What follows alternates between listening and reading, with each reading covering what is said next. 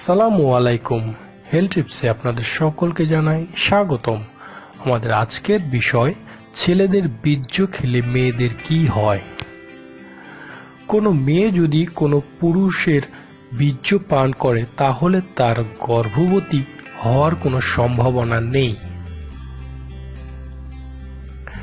যার বীর্য পান করা হচ্ছে, যদি ওই পুরুষের কোনো যৌন রোগ থাকে বা সে যদি অপরিচ্ছন্ন জীবনযাপন করে থাকে, সেক্ষেত্রে বিভিন্ন যৌন রোগ এমনকি মুখে ক্যান্সার পর্যন্ত হতে পারে।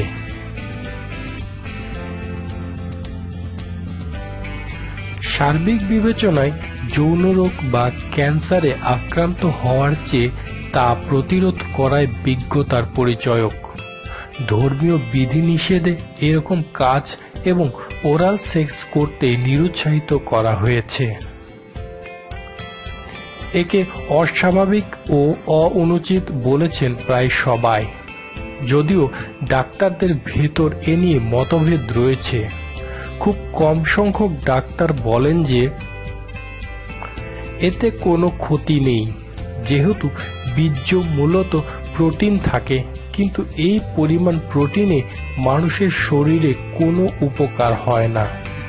কিন্তু পুরো বিষয়টি সৃষ্টির শ্রেষ্ঠ জীব হিসেবে আমাদের নিজেদেরই বুঝে নিতে হবে।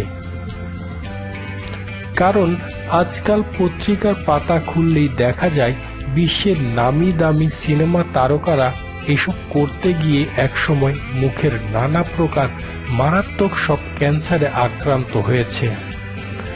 অন্তত তাদের থেকে শিক্ষা নেওয়া উচিত।